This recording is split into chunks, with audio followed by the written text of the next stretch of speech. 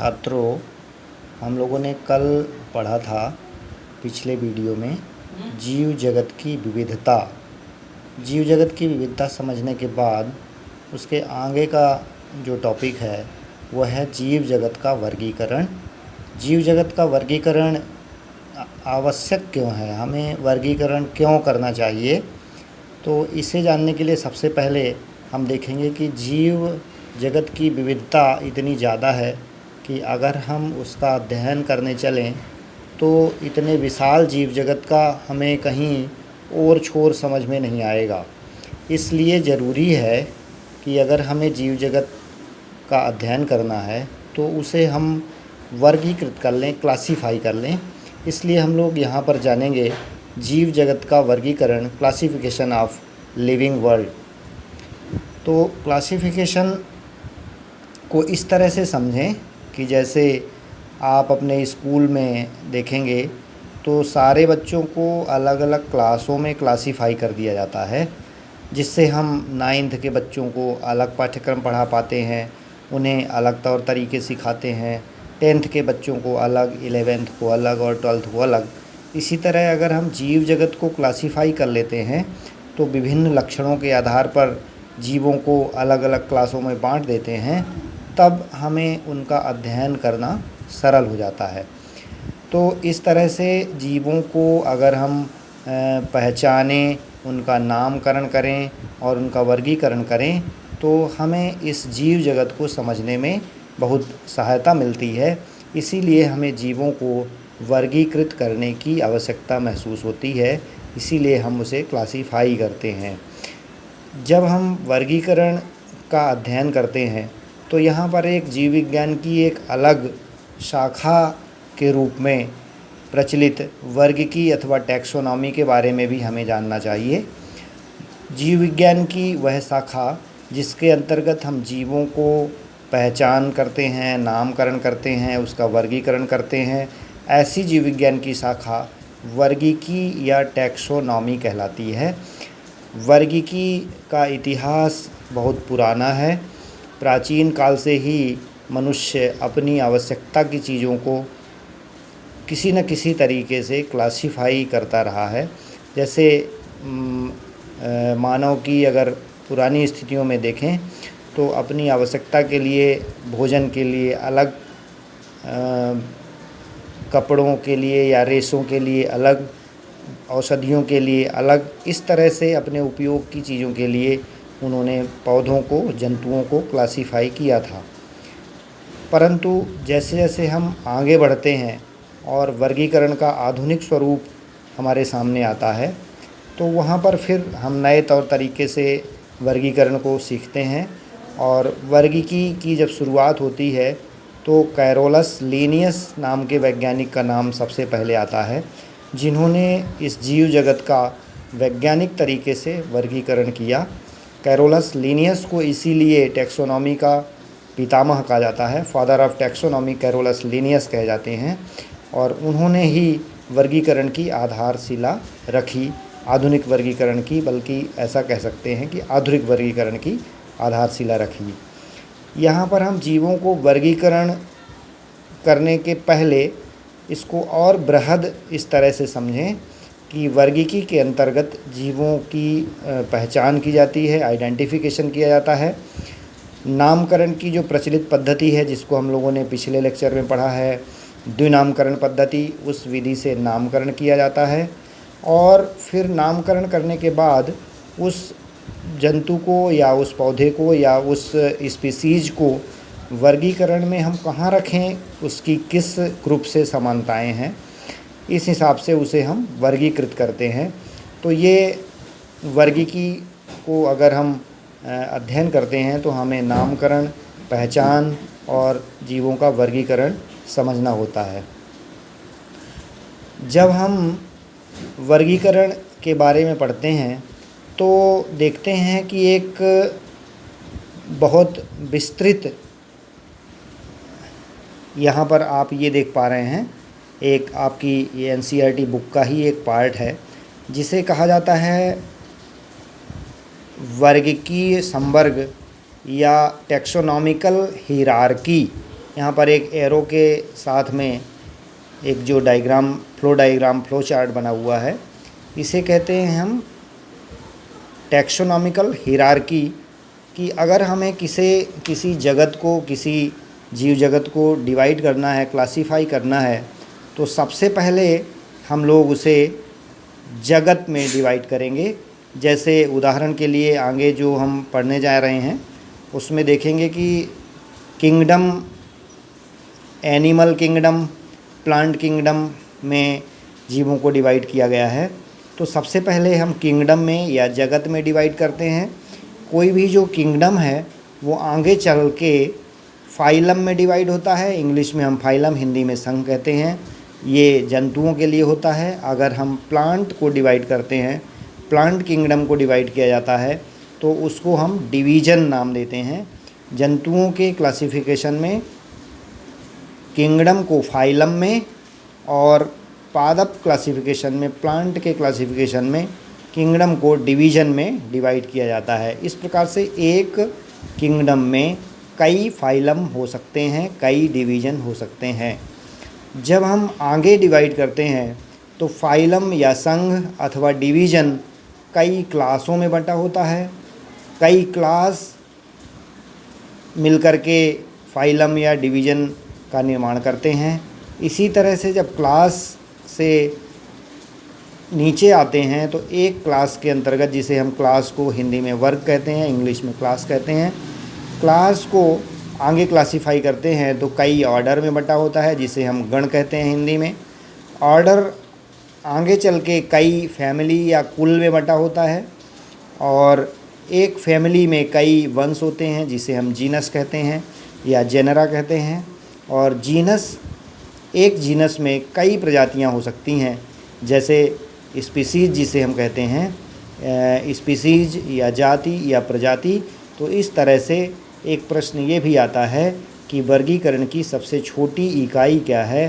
तो यहाँ पर हमारे पास उत्तर होता है कि वर्गीकरण की सबसे छोटी इकाई जाति या स्पीसीज होती है। जाति या स्पीसीज से क्रमशः ऊपर की ओर बढ़ेंगे तो कई जातियाँ मिलकर के एक वंश की स्थापना करती हैं। कई वंश मिलकर के एक फैमिली या कुल बनाते हैं। कई फैमिली मिलकर के एक ऑर्डर का निर्माण करते हैं। कई ऑर्डर मिलकर के एक क्लास का निर्माण करते हैं। फिर कई क्लास मिलकर के संघ या डिवीज़न बनाते हैं, और संघ या डिवीज़न आगे चल के किंगडम में डिवाइड होते हैं, या किंगडम के अंतर्गत संघ या डिवीज़न आते हैं। तो इस तरह से ये आपको समझने के लिए, क्लासिफिकेशन को समझने के लिए, जो टैक्सोनॉमिकल हिरार्की का जो डायग्राम है ये बहुत महत्वपूर्ण है। कभी कभी अपने आप में एक प्रश्न के रूप में भी आता है कि टैक्सोनॉमिकल हिरार्की को फ्लो चार्ट के रूप में समझाइए। तो इस तरह से आप इसके बारे में समझ सकते हैं। एक आगे चल के जब क्लासिफिकेशन में जाएंगे हम लोग तो फिर और डिटेल में इसमें पढ़ेंगे। यहाँ पर हर जो लेबल है, जैसे जाति है, वंश है, फैमिली है, ऑर्डर है, ये अपने आप में एक टैक्सॉन कहे जाते हैं। टैक्सॉन का मतलब टैक्सोनॉमी से रिलेटेड एक टर्म है, जिसमें हर पद या जो एक लेवल है वो अपने आप में टैक्सॉन या टैक्सा कहलाता है। और इस तरह से कई टैक्सा मिल करके टैक्सोनॉमिकल हिरार्की का निर्माण करते हैं। इसी क्लासिफिकेशन को आगे बढ़ाते हुए हम लोग यहाँ पर एक चार्ट में देखेंगे कि किस तरह से एक जीव का नामकरण जब हम करते हैं, तो जैसे मानव का जो वैज्ञानिक नाम है, जंतु वैज्ञानिक नाम है, वो होमो सेपियंस है। उसमें जो वंश है होमो है, उसमें जो मनुष्य का जो कुल है वो होमोनिडी है, ऑर्डर जो है प्राइमेट है, वर्ग मैमेलिया है, और संघ उसका कॉर्डेटा है। इस तरह से एक एक जीव का क्लासिफिकेशन अगर हम विभिन्न पदानुक्रम या टैक्सॉन को देखें तो इस तरह से हमें दिखाई देगा। उदाहरण के लिए हमारे लिए बहुत कॉमन है गेहूँ। इसका वैज्ञानिक नाम बॉटेनिकल नेम होता है ट्रिटिकम एस्टाइवम, जिसमें ट्रिटिकम उसका वंश है, पोएसी उसका कुल है या फैमिली है, पोएल्स उसका ऑर्डर है, और मोनोकोटिलिडनी उसका वर्ग है, और एंजियोस्पर्मी नाम के डिवीज़न के अंतर्गत ये गेहूँ आता है। इस तरह से हम स्पीसीज़ से लेकर के और डिवीज़न तक और जगत तक या किंगडम तक हम उसका क्लासिफिकेशन इस 2-3 प्रजातियों के माध्यम से समझ सकते हैं। यहाँ पर इसके आगे जो टॉपिक है कि वर्गीकी सहायता के साधन की, अर्थात हमें अगर टैक्सोनॉमी या क्लासिफिकेशन करना है, जीवों का क्लासिफिकेशन करना है, तो हमें किन किन चीज़ों से हेल्प लेनी चाहिए, हम कैसे किसकी मदद से क्लासिफिकेशन करते हैं। तो इसके लिए आपके इसमें कुछ साधन बताए गए हैं, जैसे हार्बेरियम आपके लिए एक नया टॉपिक मिल रहा है। हार्बेरियम क्या है इसको जानेंगे कि कोई भी जो वानस्पतिक संग्रहालय जिसमें वनस्पतियों को हम संग्रह करके रखते हैं, एक विशेष तौर तरीके से ड्राइंग शीट के ऊपर हम पौधों की छोटे छोटे नमूने सुखा करके चिपका करके उनका नामकरण करके रख लेते हैं और एक लाइब्रेरी की तरह उसका हम उपयोग करते हैं। तो इस स्रोत को, क्लासिफिकेशन या वर्गीकरण के इस स्रोत को हम हार्बेरियम कहते हैं। इस स्रोत के द्वारा हम किसी भी विशेष क्षेत्र विशेष के लिए पौधों या जंतुओं के नमूने को देख करके जान पाते हैं कि इस क्षेत्र में इतने प्रकार के पौधे पाए जाते होंगे। एक संग्रहालय के स्थान पर हम पौधों की पूरी सूची देख पाते हैं। इस तरह से हार्बेरियम को अगर हम दूसरे भाषा में कहें तो हार्बेरियम पौधों की लाइब्रेरी कहा जाता है। हार्बेरियम के अलावा यहाँ पर हार्बेरियम का चित्र आपकी एनसीईआरटी बुक को दिखाते हुए कि एक कमरा है, कमरे में बहुत सारी अलमारियाँ हैं, अलमारियों के अंदर बहुत सारी फाइलें रखी हुई हैं और हर फाइलों में कुछ न कुछ पौधों के स्पेसिमेन चिपकाए हुए हैं, पौधों की शाखाएं या पौधे चिपकाए हुए हैं और उन पर उनका नामकरण किया हुआ है। उनका नामकरण देख करके हम जान पाते हैं कि इस अलमारी में इस प्रकार का पौधा रखा हुआ है। अगर हम कोई पौधा लेकर आते हैं और उससे मैच करते हैं, मिलाते हैं, तो हम उस पौधे की पहचान कर पाते हैं। इस तरह से हार्बेरियम हमें पौधों के पहचान में, नामकरण में हेल्प करता है। दूसरा उदाहरण है यहाँ पर वनस्पति के आइडेंटिफिकेशन में या नामकरण में वानस्पतिक उद्यान या बॉटेनिकल गार्डन। बॉटेनिकल गार्डन एक विशिष्ट जगह पर पौधों को एक वानस्पतिक पद्धति में लगा करके, रोपित करके और उनका नामकरण किया जाता है और एक नामकरण का एक मंच होता है। जैसे हम कभी किसी अनजान पौधे को लेकर के जाते हैं और वहाँ पर लगे हुए पौधों को उससे मैच करते हैं, तो वहाँ नाम, फैमिली के साथ में पौधे लगे हुए होते हैं और उस पौधे को हम वहाँ पर बॉटनिकल गार्डन में जा कर के और देख करके, मिला करके अपने अननोन पौधे का बॉटनिकल नेम जान सकते हैं। यहाँ पर एक प्रसिद्ध बॉटनिकल गार्डन क्यू इंग्लैंड, जहाँ पर क्लासिफिकेशन की स्टडी हुई, जहाँ पर बेंथम और हुकर नाम के वैज्ञानिकों ने अपना वर्गीकरण दिया। Indian botanical garden Howrah Bharat का जो सबसे बड़ा बॉटनिकल गार्डन है, जो कलकत्ता में है।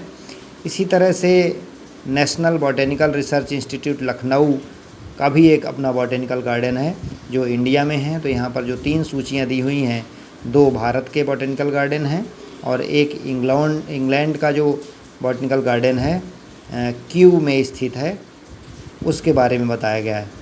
इसी तरह क्लासिफिकेशन के अगले स्रोत के रूप में देखें तो म्यूजियम या संग्रहालय को भी क्लासिफिकेशन का स्रोत माना गया है और इसी तरह से जूलॉजिकल पार्क भी हैं जो जीवों को संरक्षित करके और विभिन्न प्रकार के प्राणियों के अध्ययन में हेल्प करते हैं।